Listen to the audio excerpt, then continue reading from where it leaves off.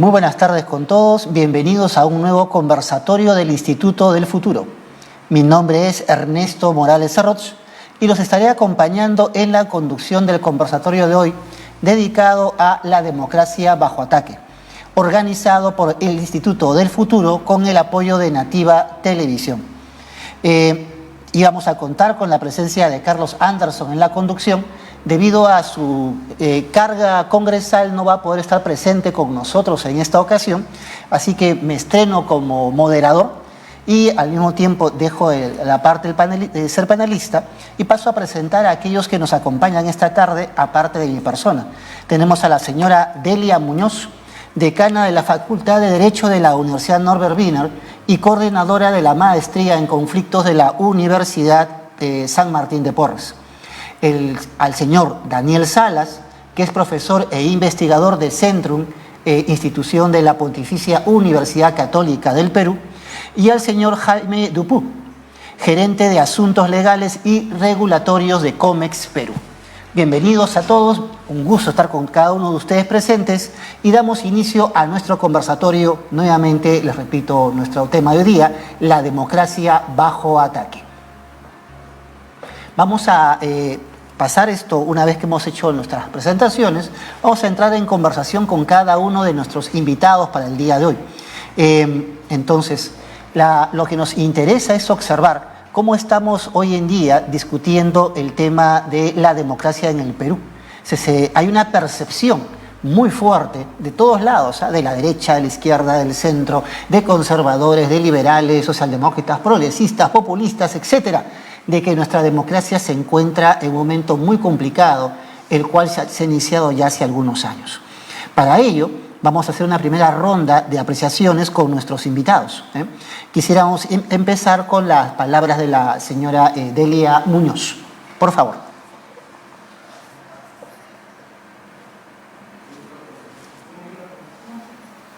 Buenas tardes. Un tema bastante interesante.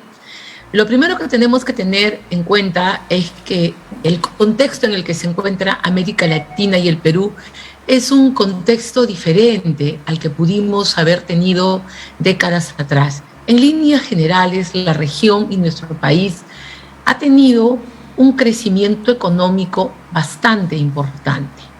Y tirios y troyanos estamos de acuerdo en que este crecimiento económico no ha ido a la par del fortalecimiento de las instituciones democráticas, especialmente de los partidos políticos.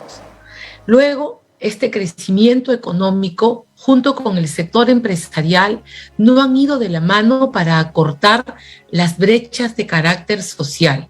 Nos hemos dedicado esencialmente a manejarnos con los grandes números macroeconómicos para disminuir la pobreza, para trabajar en otro tipo de indicadores, pero no hemos trabajado en estos indicadores que nos generen identidad, no hemos trabajado en esta discusión y este debate social de cómo afrontar los nuevos retos. Y todo ello, aunado a la fuerte presencia de la corrupción que existe por la cantidad de dinero que existe en nuestro sector público, así como por la gran presencia de fuerzas ilegales como pueden ser el narcotráfico y la minería ilegal, hoy estamos en una situación donde le echamos la culpa al modelo social que tenemos llamado democracia de los males que estamos aconteciendo como sociedad. Gracias, Delia. Interesante lo que has puntualizado. Nuestro crecimiento ha venido lamentablemente acompañado de una tara mucho más antigua que ha sido la corrupción, ¿no? Y hoy en día hay como que una fuerte desazón que ha sido catapultada en gran medida por la terrible crisis que hemos tenido ya desde el 2015-16 en adelante y sobre todo ya con la parte última que nos lleva hacia esta crisis post-pandemia, ¿no? Sobre estos mismos aspectos, por favor, Daniel Salas, nos gustaría escucharlo usted. Gracias. Bueno, brevemente, el Perú tradicionalmente no ha sido un país democrático. O sea, la democracia o un sistema democrático más o menos sostenido es una novedad. Si uno revisa la historia desde el Perú republicano, pues hemos tenido básicamente democracias momentos democráticos sumamente débiles y tutelados por distintos fuerzas militares, incluso en conflicto entre ellas, ¿no? Por los caudillajes. No podemos decir que tenemos una tradición democrática, que aparentemente venía, o sea, iba a aparecer, iba a sostenerse finalmente con la elección de Fernando Belaúnde en 1980. Y creo que las nuevas generaciones, o algunas personas incluso de generaciones de las nuestras, parecen haber olvidado lo mucho que costó llegar a este nuevo sistema, y que es ineficiente, pero ineficiente como cualquier democracia. Y entonces parece que hemos olvidado lo costoso que fue tener elecciones en 1980, y después lo costoso, mucho más costoso y mucho más terrible, que fue atravesar la época del terrorismo o el conflicto armado interno, y que nos debió haber dejado una lección bastante clara de cuál es el camino a tomar, independientemente de las fallas que siempre va a tener la democracia. Es decir, a veces algunos creen que la democracia es un sistema perfecto. No lo es, ni lo podría ser. La democracia es un sistema basado en la disidencia, en la discrepancia, mejor dicho, en el conflicto de intereses a través de ciertos mecanismos que se regulan entre sí. Y debido a esa frustración, al hecho de que esta democracia imperfecta no nos ha dado los frutos que esperábamos, y que hay evidentemente conflictos y una corrupción cada vez más visible. Yo creo que no es que haya más corrupción, sino que es más visible debido a la tecnología. Pues hemos empezado a dudar sobre si la democracia es el camino correcto. Y tanto en la izquierda como en la derecha, ambos, me refiero a los bandos extremistas, pues este consenso que comenzó en los 80 y que debió haber sido ratificado cuando Sendero Luminoso fue derrotado y después Fujimori salió del país, debimos haber, digamos, consolidado la idea de que la mejor manera de resolver conflictos es a través de un sistema democrático, por más imperfecto que sea. Eso es un poco ahí la idea, ¿no, Daniel? Parece que no se ha logrado asentar. Entonces la tentación antidemocrática ha permanecido. A ver, cogiendo lo que Daniel ha planteado, ¿no? Y tengamos en cuenta lo importante que es para la democracia el principio de la libertad. O sea, democracia sin libertad no existe, libertad sin democracia imposible.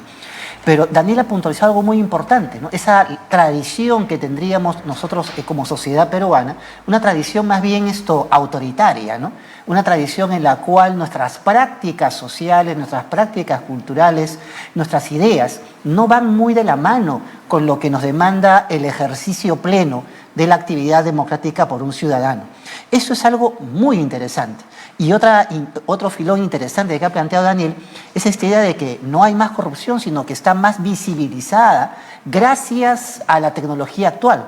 Si esto es cierto, entonces estamos en un momento en el cual no solamente podemos verla, sino que podemos identificarla y por lo tanto ponerle algún límite interesante, un cascabel al gato. ¿Qué ratón se lo puede poner?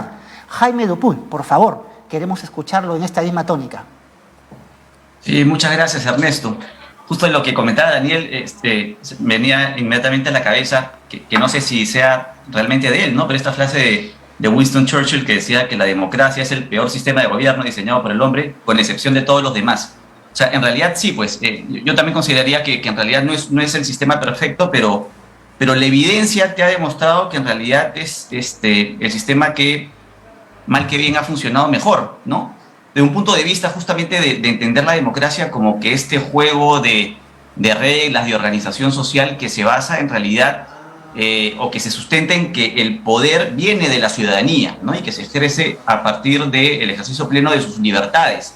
Entonces, en la coyuntura en la que estamos, por ejemplo, desde mi organización, que venimos analizando, no sé, pues esta discusión coyuntural, ¿no? Donde se habla de una posible asamblea constituyente o cambios a la Constitución, determinamos que en realidad cuando uno empieza a ver rankings, por ejemplo, de democracia, ¿no? O de instituciones o de solidez de instituciones políticas, como que va bien aparejado por el tipo de constitución de los países, ¿no? Aquellos países en donde de repente se inculca mayor ejercicio de las libertades y menor intervención estatal, en realidad terminan ocupando los puestos más altos en estos rankings, ¿no? Frente a los que no. Entonces, ese es un elemento importante, ¿no? Y el otro que se me viene a la mente, que de repente lo pongo a consideración, es que independientemente de poder considerar que la democracia está bajo ataque, creo que de repente va transformándose, ¿no? Ahora nosotros tenemos una democracia representativa, ¿no es cierto? Entonces nosotros como ciudadanos elegimos a representantes que tomen las decisiones por nosotros. Pero cada vez más con el uso de la tecnología, ¿no? Y como se vienen dando las cosas, veo como que hay una mutación y de repente hay mucho más peso de una democracia directa, ¿no? Hay mucha más intervención de la ciudadanía, ejerciendo activamente su voz, fiscalizando más, elementos interesantes como para ver cómo el modelo puede ir mutando también, ¿no? Gracias, Jaime. Mira, ahí usted ha señalado algo por demás interesante, ¿no? La interacción con la ciudadanía. Siempre se ha pensado, se ha dicho mucho esta parte de lo que es el peso de la opinión pública y cómo la opinión pública va marcando o debe ir marcando el paso del desarrollo de un sistema democrático. Ya lo veíamos en los inventores de la democracia en Atenas, cuando la opinión pública debatía fuertemente en la toma de decisiones, y eso no ha cambiado en realidad hasta el día de hoy, sino como que se ha potenciado, ¿no? De la ciudad-estado ateniense en la que todas las personas podían conocerse e intervenir, a estas sociedades de millones de personas. Hoy en día más bien es la tecnología lo que nos permite volver como a ese nivel de interacción, a ese contacto muy fuerte entre el ciudadano más grande, más pequeño, más humilde, más importante, con el representante de esa voluntad ciudadana. Pero esto definitivamente genera una cantidad de relaciones e interacciones que nos lleva a pensar en dimensiones de conflicto. ¿Cómo afecta el conflicto ciudadano, el conflicto social, el conflicto en la sociedad a la creación de un sistema democrático en un país como el nuestro que no ha tenido mucho camino en eso? Delia, por favor.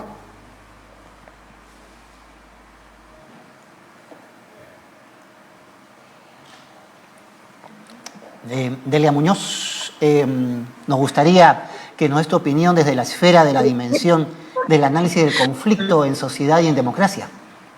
Me olvidé de prender el micro. No te preocupes. El tema de la conflictividad en el Perú tiene características especiales en la región.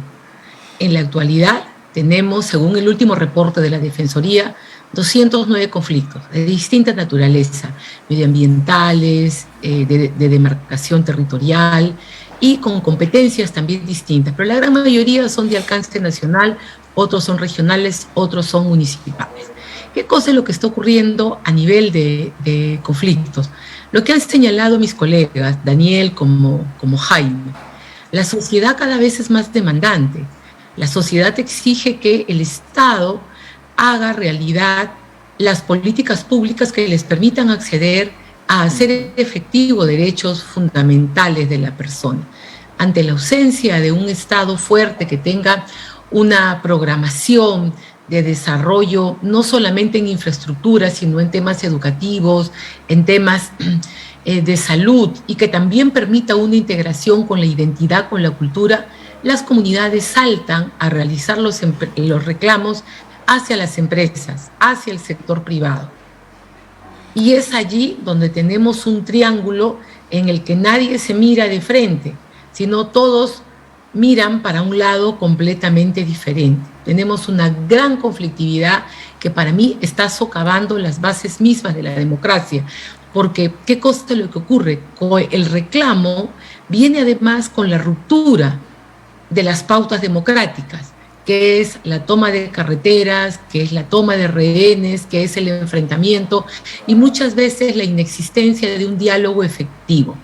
De los 209 casos que tenemos en la actualidad en conflicto, el 70% está bajo diálogo, en espacios de diálogo, pero ese 70% de casos ha llegado a este estadio de conversar, después de episodios de violencia o de crisis, como se le llama en conflicto. Entonces, luego de que nos hemos agarrado a cachiporrazos, pretendemos buscar soluciones democráticas y consensuadas, ¿no? Entonces, esta conflictividad es un problema bastante serio porque en la medida de que irrumpe, socavando el Estado de Derecho, tiene un efecto devastador múltiple a nivel de la validez de la democracia. Esta reflexión que hace Delia Muñoz es muy interesante. Vamos a darle la palabra a Daniel Salas, tomando en cuenta lo que ha planteado. Porque si entonces tenemos una sociedad que es reacia a lo que es construir democracia, y la está haciendo más o menos bien, más o menos mal, pero estamos cargados de esta mochila de conflictividad en la cual hay que resolver problemas cotidianos y demandas de la ciudadanía, ¿cómo entonces poder articular para poder defender lo caminado, construir mejor la democracia y darle cabida, canalización a la cantidad diversa de intereses que puede haber en una sociedad como la nuestra? Daniel, por favor. Hay hubo una frase del congresista Carlos Anderson que creo que se entendió mal, que yo la suscribo, pero que, bueno, algunos la entendieron mal o la quisieron entender mal, que él dice: yo no represento al pueblo, yo represento a la ciudadanía. Y hay una gran diferencia entre el pueblo y la ciudadanía. O sea, yo creo que, de hecho, no es lo que yo creo, es lo que muchos filósofos de la posguerra reflexionaron, es que uno de los enemigos de la democracia son las masas. O sea, los estudios sobre digamos, el comportamiento de masas se dieron mucho después de la Segunda Guerra Mundial, porque justamente sin las masas, sin el apoyo de las masas, el fascismo no habría podido ocurrir y la Segunda Guerra Mundial no habría podido ocurrir. Okay. Entonces, uno puede inferir que Europa aprendió la lección de que tiene que sostenerse la democracia en instituciones y en ciudadanos y no en masas. Y entonces se llega, digamos, a consolidar finalmente la Unión Europea, y que termina siendo una última esperanza para el mundo de una sociedad más o menos estructurada, democrática, bueno, con sus conflictos como cualquier sociedad, pero en la que por fin el ideal de democracia y ciudadanía habían triunfado, habían digamos, demostrado su superioridad. Y creo que en el Perú no tenemos una ciudadanía clara. Creo que en el Perú, lamentablemente, y hay que decirlo, incentivados pues por los medios de comunicación, incentivados por las redes sociales, tenemos hordas, tenemos grupos de presión que reaccionan de manera masiva como miembros de una masa, pero no como ciudadanos autónomos. Entonces, si la ciudadanía no está bien formada y lo que está en la base de este sistema son grupos de masas, va a ser muy difícil que la democracia sobreviva, porque las masas siempre van a estar presionando por más y más, y van a ser son fácilmente capaces de someterse a cualquier forma de tiranía. Entonces, yo creo que por el lado educativo, por el lado de reformar las universidades, que deberían ser centros de formación política, sobre todo en el sentido de centro de formación ciudadana, y los colegios deberían ser centros de formación política en el sentido de centros de formación de ciudadanos, de personas libres, porque efectivamente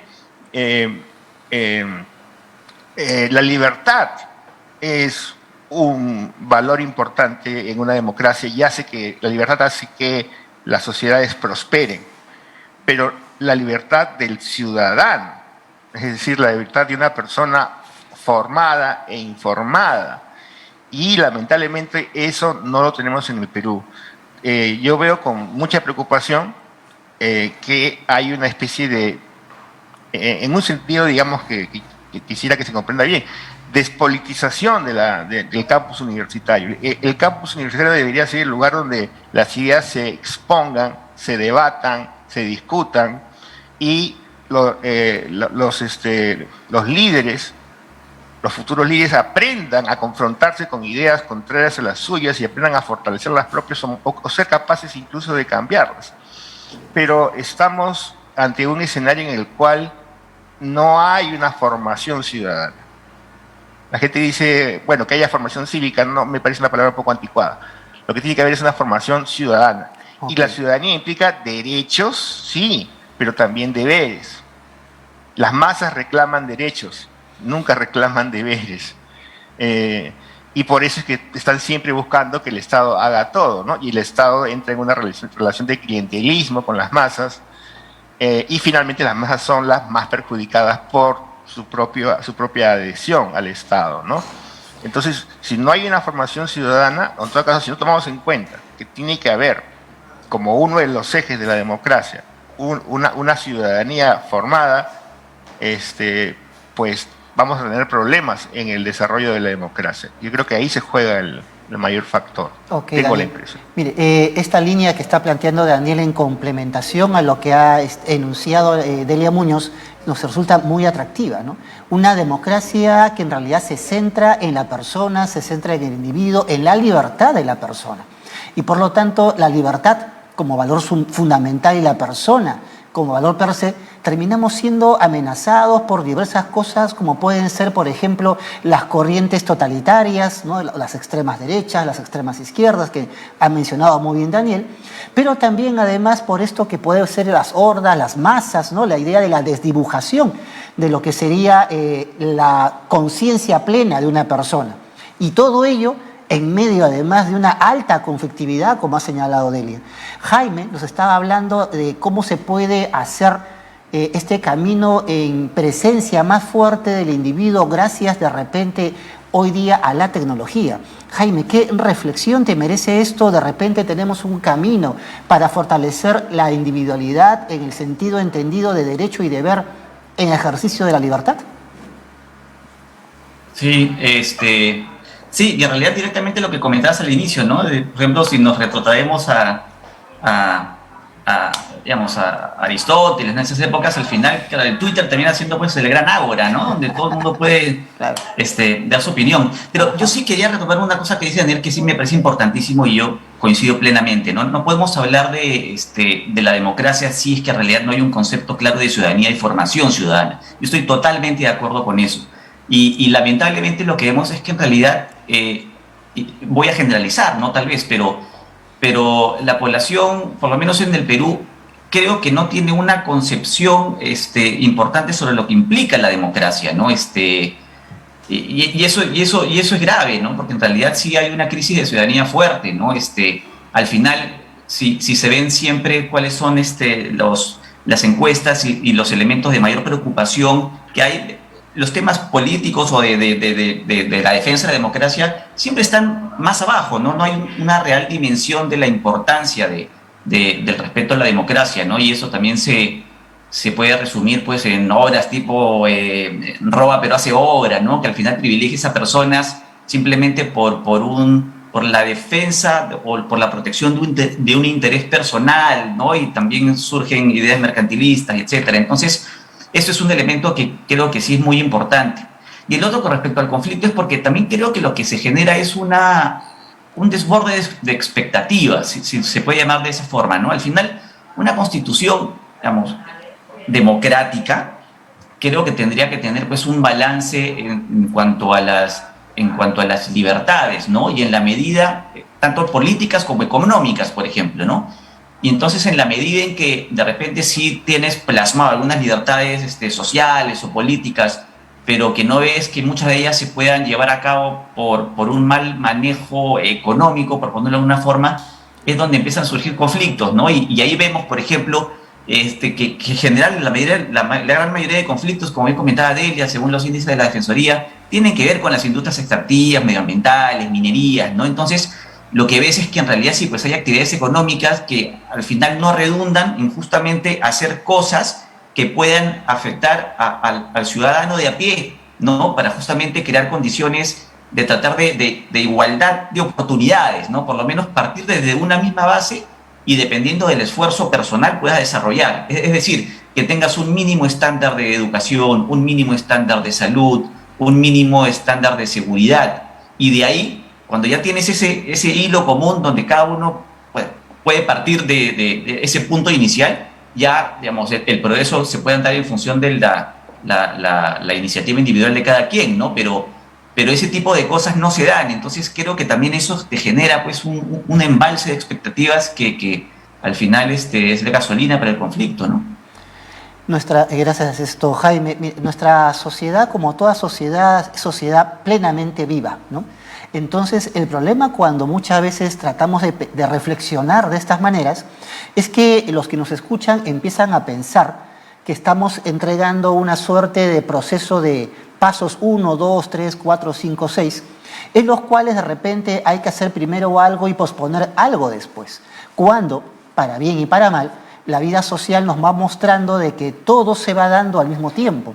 El crecimiento económico debe ir al mismo tiempo de los derechos y las libertades, los derechos y las libertades al mismo tiempo de los deberes al mismo tiempo de la construcción de instituciones, etc. Entonces, lo que vamos a hacer ahora en nuestra segunda parte de nuestro especial de hoy día es tratar de conversar entre nosotros hacia los que nos escuchan para ofrecer aquellos elementos que deben estar presentes al mismo tiempo en el desarrollo, en el crecimiento, en el fortalecimiento de una democracia, ¿no? Pensando, por ejemplo, en lo que Daniel nos ha comentado, en hacer esta educación política desde que uno está en la escuela. Pensando en lo que Jaime nos plantea desde aquello en lo cual debe haber un compromiso de un actor individual que aprenda a hacer el ejercicio de sus libertades, y tomando además la perspectiva que nos ha planteado la señora Muñoz con lo que respecta a cómo resolver los conflictos en democracia. Tengamos presente de que si vamos, como ustedes lo han estado mencionando, a observar las estadísticas, las datas, donde más conflicto hay, es donde más recursos hay, curiosamente, ¿no?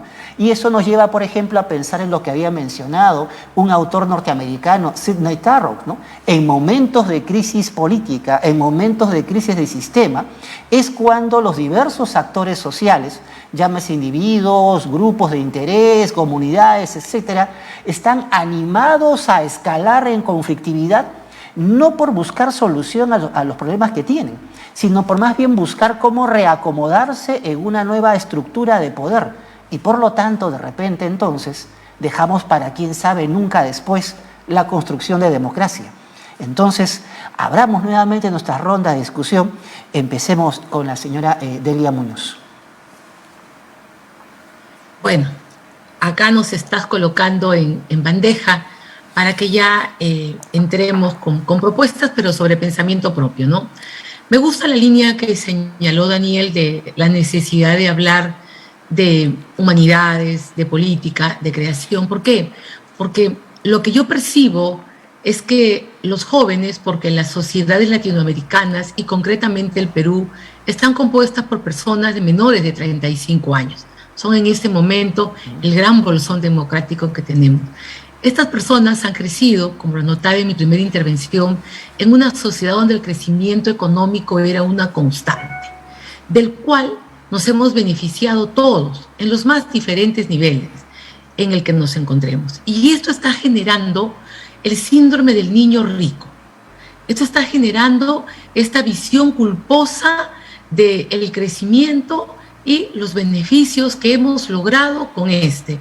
Y eso hace que, ante la ineficiencia del Estado, ante la ausencia de partidos políticos, ante el debate ideológico, pues nos vamos hacia una búsqueda de cambio de constitución a rajatabla para buscar subsanar el mundo, arreglar las cosas de la manera más idílica posible. ¿Por qué? En vez de enfocarnos cuáles son las brechas, cómo es que tenemos que trabajar, cómo hay que mejorar la política pública, que hay que irse a trabajar al Estado, nos sentimos culpables. Estos nuevos niños bien educados que tienen derecho a una remuneración, o que sus familias emprendedoras han evolucionado, están manejando esto hacia afuera, hacia una salida a tontas y locas, sin darse cuenta que este síndrome lo que va a hacer es destruir todo lo que hemos avanzado. Entonces, para mí es momento de reencauzar el debate, de reencauzar la discusión Esto no se arregla con decir, no, estamos bien, no, no hay constitución nueva, no. Esto se arregla mostrando lo que tenemos con los problemas que presenta, para afrontar este síndrome de culpabilidad que tenemos en una sociedad eminentemente culposa. Caramba, fuerte la categoría que has empleado esto, Delia. Daniel, comentarios, tu opinión. Y yo me enfoco mucho en el tema educativo, que es el que he investigado más, y el tema de, digamos, de cómo las personas construyen sus ideas, es uno de mis temas de investigación. Yo fui educado en Estados Unidos, en una universidad pública de Estados Unidos, y estaba muy de moda entonces poner en los cubículos un cartelito que decía safe zone, zona segura para ¿no? En caso de que seas gay, lesbiana, aquí, hispano, negro, todos, está bien. Y bueno, me parecía muy bien, decía, bueno, o sea, efectivamente, ¿no? O sea, la universidad debe ser una zona segura, y ahora he cambiado de opinión. Mi opinión es que la universidad no debe ser una zona segura, pero los estudiantes están reclamando, la universidad debe protegerme de todo mal, no debe ser absolutamente segura. Mira, la vida, cuando sales del campus, te vas a encontrar con una vida que no es segura. Es como que si yo fuera a un gimnasio, ¿no es cierto?, a aprender karate, pero no, por si acaso yo no quiero sufrir aquí, no quiero que me ataquen, no quiero golpear, ni que me rompa ningún ligamento, etcétera. Bueno, la idea de aprender un arte marcial es que cuando yo salga a la calle me sienta más seguro frente a un mundo que es agresivo. Y yo creo que esta idea de zonas seguras, que están muy vinculadas con una idea que yo también aprendí en Estados Unidos, que yo no me adscribí a eso, pero la aprendí, la tuve en clase, de las políticas identitarias. Las políticas identitarias las hemos importado de Estados Unidos, las hemos traído aquí, y creo que su daño ha sido muy grande, porque tenemos una extensa formación en estudios sobre temas absolutamente irrelevantes y temas que en realidad abandonan el espíritu fundamental de las ciencias sociales y las humanidades, que es el conocer el ser humano, conocer la acción, entender la acción humana, la universalidad de los hechos, ¿no es cierto?, la abstracción, y empezamos a dividir, ser cada vez más concretos, y cuando uno es muy concreto, el pensamiento abstracto desaparece. Y yo creo que las políticas identitarias han hecho daño. Por eso, disculpen que no esté hablando propiamente del sistema democrático, sino de uno de las fuentes de lo que debía ser el sistema democrático, que son las universidades. Estamos educando a mucha gente, a una generación, en ser incapaces del pensamiento abstracto, en ser incapaces de reconocer que los sistemas son imperfectos, en ser incapaces de comprender que una democracia significa igualdad, no desigualdad, y que pedir derechos especiales para algún grupo supuestamente oprimido y no sé cuánto, y cada vez más y más derechos para grupos más oprimidos, ¿no? Ir dividiendo a la humanidad, que es lo contrario de lo que nos enseñó el gran Bartolomé de Las Casas, que decía que la humanidad es una sola. Esa fue la gran revolución lascasiana. Y nos hemos olvidado de eso, nos hemos olvidado que la humanidad es una sola, y nos hemos olvidado que el derecho es uno y para todos, y que la democracia es, sí, derechos, pero también deberes, y que la democracia también es comportamiento cívico, sobre todo especialmente eso último, el comportamiento cívico con mi vecino, con mi compañero de clase, con mi profesor, con las personas de mi familia, comportarnos de la manera más argumentativa posible. Pero no, estamos constantemente pidiendo más y que el Estado intervenga más y me asegure la vida y me asegure el futuro y me asegure un trabajo, sin reflexionar cuáles son los fundamentos que permiten que mi vida esté asegurada, que yo consiga un trabajo y tenga un retiro. Es decir, creo que estas ideas que deberían haber sido abandonadas en los años 60 han sido recicladas, han reaparecido, esas ideas desarrollistas han reaparecido bajo otro ropaje, y sobre todo, están formando generaciones de personas que no son capaces de hacer una abstracción suficientemente sintética para entender que este conflicto que ocurre acá en realidad tiene la misma estructura que el otro conflicto que ocurre acá, que finalmente los principios que explican por qué surgen los conflictos o por qué se llega a acuerdos son los mismos, son idénticos en cualquier situación, en cualquier forma de relación humana.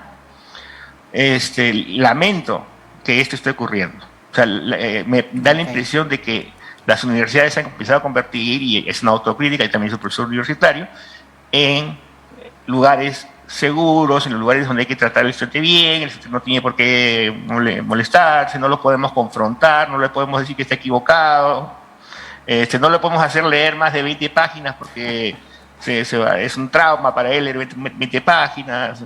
Bueno, en mi época, por decirlo de una manera, la profesora venía y nos daba 3, 4 libros y nadie reclamaba. O sea, y habría que leerlos en ese mes, en esa semana, y nadie decía, oye, ¿por qué me has mandado a leer 200 páginas en una semana? Había que hacerlo. ¿No? La autoridad del profesor no estaba en cuestión. Pero da la impresión de que ahora como que estamos formando ciudadanos cada vez más débiles, cada vez más demandantes y cada vez menos conscientes de sus responsabilidades. Ese punto muy importante, ¿no? Ciudadanos menos conscientes, ¿no?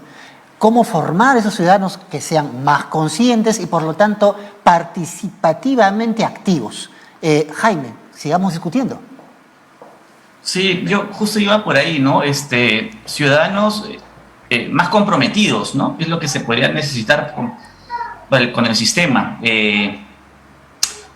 Y sí, pues eso sí, sin duda se da, ¿no? Si nos remontamos pues digamos, tiempo atrás, las figuras políticas siguen siendo las mismas, no ves caras nuevas, ¿no? La gente en realidad es, la juventud, bien apolítica, ¿no? O sea, tienes esa sensación de que, bueno, pues la clase política que está ahí es la que se tiene que encargar, ¿no? Y claro, criticamos que las cosas se van haciendo mal, que no tienes gente, no tienes opciones para escoger, pero uno mismo no tiene el compromiso para asumir de repente una posición un poco más activa en el asunto y más proactiva, ¿no? Y de repente participar más activamente en toda esta etapa política, ¿no? Y eso creo que es importante hacerlo, ¿no? Es parte también de estos conceptos democráticos, ¿no? O sea, anteriormente pues teníamos que esta figura de los gobernantes eran hasta, no sé, pues elegidos hasta por mandato divino, ¿no? Pero justamente cuando pasa el tiempo y pasa este poder de el soberano del momento a la ciudadanía, y que la ciudadanía empiece a elegir a sus gobernantes y les dé un mandato de gobierno, y por eso tiene la figura y el nombre de un mandatario, es al final la ciudadanía la que tiene el poder. Y simplemente el gobernante lo que tiene que hacer o lo que cumple es una función de mandato con respecto a la ciudadanía. Entonces la ciudadanía tiene que ejercer más activamente ese poder que tiene. Y eso claro, hay ejercicios que se ven a nivel mundial, ¿no? De conceptos como democracia digital, donde pues los espacios se van acortando justamente para de repente acercar la posibilidad de que las voces de un ciudadano común y corriente puedan replicarse o puedan escucharse más activamente, ¿no? Pero sí falta eso, pues falta ese compromiso de la ciudadanía por también formar parte. Y eso, otra vez regreso a lo que comentaba Daniel, eso también va a venir como consecuencia de una formación ciudadana. Me quedo mucho con esta idea, ¿no?, del compromiso, ¿no? Eso de la democracia digital todavía hoy día nos parece un tanto etéreo, ¿no? ¿Qué es una democracia digital? Pero el compromiso, creo que ahí estamos de acuerdo todos con la idea del compromiso. Y eso nos lleva a pensar en hoy día. Entrando ya a nuestro último cuarto de hora, tenemos que reflexionar sobre nuestro presente.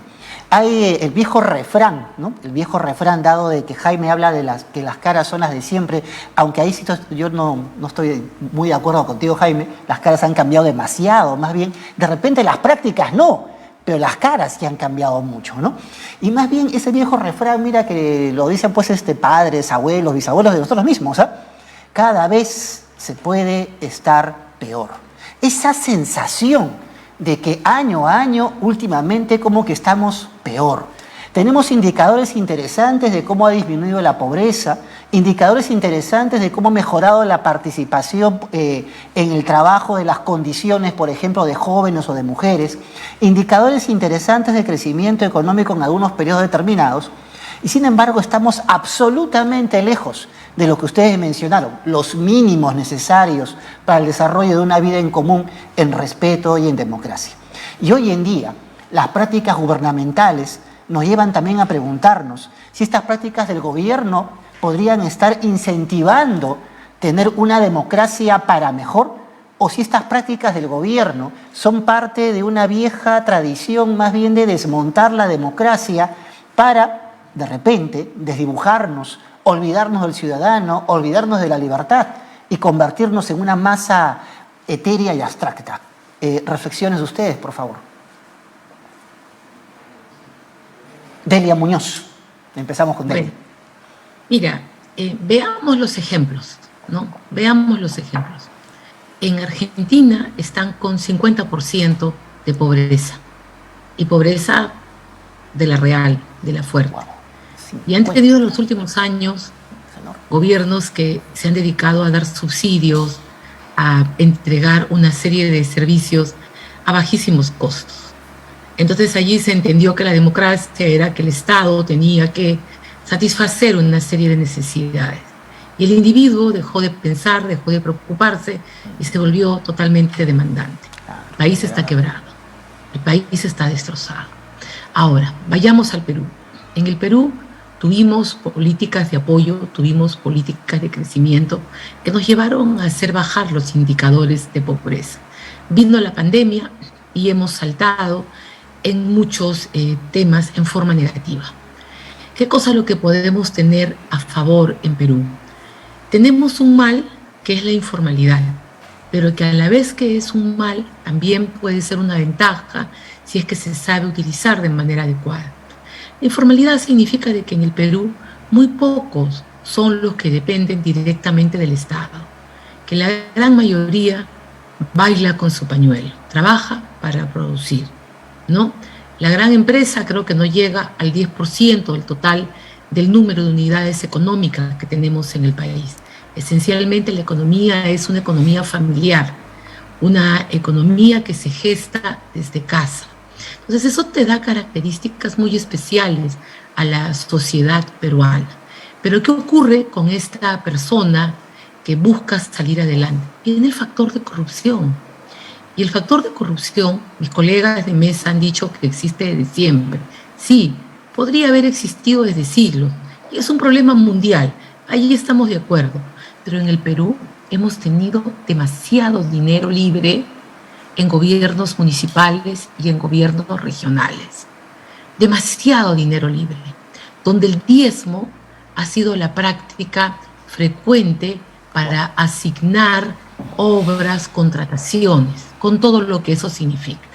Lo que estamos viendo hoy en día a nivel de gobierno nacional es un traslado de la forma en la que se ha venido gobernando el país al interior, ¿no? Entonces, cuando tienes tú en este momento a un Estado con ingresos como nunca, producto del crecimiento de los impuestos por el aumento de los precios de la actividad minera, tienes a un Estado que comienza a gastar y comienza a establecer políticas, entre comillas, de subsidio, pero si están mal enfocadas, lo que te van a desarrollar es a un ciudadano dependiente, a un ciudadano que va a perder esa capacidad de irse generando el empleo, a esa capacidad de ir fomentando, ¿no? Entonces, para concluir, para mí coincido con Daniel en que acá hay un tema educativo, acá hay un tema de conversar, hay que perderle el miedo a discutir de ideas, de visiones del mundo. Como se dice, hay que perderle el miedo a la política. Y la política no es solamente postular para un cargo público. La política es qué tipo de orientación tienes, qué tipo de filosofía tienes, cómo enfrentas el mundo, cuál va a ser tu modelo. Eso es política. Me parece que Daniel y yo venimos de esta generación en las que hemos sido educados con una fuerte presencia política en todos nuestros estudios. Y eso nos ha dado una capacidad de poder entender, de poder manejarte con la discrepancia y poder seguir avanzando. Cosa que no encuentras en los empresarios más jóvenes, en los funcionarios más jóvenes, que están vinculados a lo técnico. Si eres técnico, eres técnico. Oye, eres técnico, pero piensas social. No, yo soy técnico. No, si eres social, no, yo pienso en social, yo no me meto con dinero porque yo soy social, ¿no? Entonces hemos ido creando estas dicotomías y las hemos llevado no solamente a la actividad educativa, sino lo que es peor, a la actividad política. Y hemos generado estas divisiones como que lo económico va por acá y lo político va por acá, olvidando que estas dos grandes rutas tienen que conversar, porque si no, cuando falla el modelo político, te genera una gran insatisfacción. ¿Y qué ocurre? Tus operadores no saben analizar, como dice Daniel, cuestiones de fondo, pensamiento abstracto, cómo unirse, cómo manejar la discrepancia. Así que para mí, por allí va la ruta, mejorar la educación, no solamente con los nuevos estudiantes, sino también con los altos cargos gerenciales. Es increíble, cuando uno conversa con las personas que conducen nuestro destino, no con todas porque hay excepciones, uno en las empresas va a encontrar que están súper formados en logística, gestión, administración, pero cero conocimiento de lo que el mundo te pide, que son los objetivos de desarrollo sostenible y un enfoque de derechos y un enfoque mucho más humanístico. Gracias. Potente el mensaje de Delia Muñoz, un reto muy fuerte lo que nos ha planteado nuevamente. Y encima que eleva la valla de la discusión, nos pone en el problema de los caballeros que siguen, a Daniel y a Jaime, de que les van a quedar a cada uno de ellos 2 minutos para darnos apreciaciones. Entonces, Daniel y Jaime, el reto mayor todavía les demanda síntesis, capacidad enorme de síntesis. Vamos con ustedes. Primero Daniel, por favor, luego Jaime. Sí, muy difícil superar lo que acaba de comentar Delia, que creo que es una gran síntesis. Bueno, yo diría que es obvio que el liderazgo debe ser responsable. El líder debe saber de hacer lo que dice, ¿no? Hacer lo que predica. Y cuando uno ve mal ejemplo, si yo veo que el presidente, que el ministro, que el fiscal, bueno, se rigen por corrupción aquí porque tienes que pagar un diezmo para tener la obra, eso ya todo el mundo lo sabe.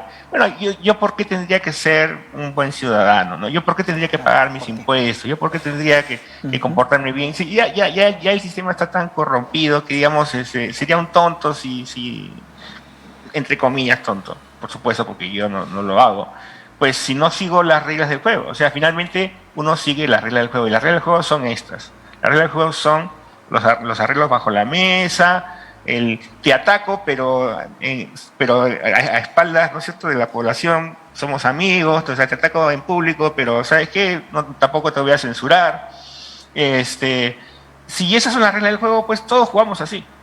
Y es lamentable. O sea, en este caso hay una cuestión performativa, y aquí meto un poco el tema literario, que es mi especialidad, una cuestión performativa de cómo debe actuar, cómo uno actúa, cómo uno se presenta, y esa actuación y esa presentación tiene un reflejo, un impacto en aquellas personas que me están siguiendo o que me consideran un líder. En este caso, pues yo soy un modesto profesor, pero si yo soy profesor... El marco de incentivos. ¿No es cierto? Y no leo, no investigo, plagio, ¿ya? Entonces, mis estudiantes, ¿cómo van a hacer? O sea, ya saben que las reglas son estas. Y creo que lamentablemente nos hemos imbuido tanto en esas reglas. Ahí lo que hacemos es superar la valla hacia abajo, hacia peor. Simplemente. Por favor, démosle la voz a Jaime, Daniel. Sí. Jaime, 2 minutos, minuto y medio, a ver. Sí, independientemente de todo, en realidad yo me quedaría con que un elemento también importante a tener en cuenta es que el Estado tiene que mostrar mayor eficiencia, ¿no? Justamente tú decías, aquellas regiones en donde pueden haber mayor conflicto son las que tienen más plata, ¿no? Por ejemplo, no sé, San Marcos en Ancash o Yarabamba en Arequipa, son el primero y el tercero que tienen más dinero, por ejemplo, del canon, ¿no? Minero basífero o regalías, y tienen niveles de ejecución paupérrimos, ¿no? No llegan ni al 30%. Entonces, en la medida en que tú tengas funcionarios públicos que, así como Daniel decía, a mí no me gusta hablar de pueblos, sino de ciudadanos, no haremos funcionarios públicos, sino de servidores públicos. Tiene que haber personas que trabajen en el Estado que sepan que están trabajando al servicio de la ciudadanía. Y ese tiene que ser su objetivo, y eso es lo que vemos que no sucede, ¿no? El servidor público, entonces, algo que necesitamos muy fuertemente y que aprenda poco a poco, que empiece su camino de repente en una alcaldía, luego en una provincia, luego en una región, que después aspire a ser congresista y después aspire a ser ministro. Que aprenda en el camino a hacer servicio público, que aprenda la gestión pública, que como decía el maestro siempre recordado, ¿no?, don Jorge Basadre, en base a todo lo que ustedes han mencionado, nuestro país, nuestra sociedad, el Perú, evidentemente es un problema, pero sobre todo es una gran posibilidad. Con estas partes, agradeciendo la presencia de cada uno de los que han discutido con nosotros hoy día y de lo que nos han ofrecido, agradeciendo al Instituto del Futuro y a Nativa TV, damos, creo, por concluida esta interesante conversación sobre la democracia bajo ataque.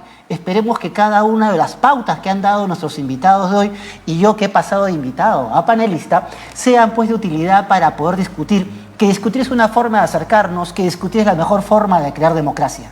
Muchas gracias por hoy día, un gran abrazo a cada uno de ustedes, donde quiera que se encuentren, lo mejor de lo mejor. Gracias.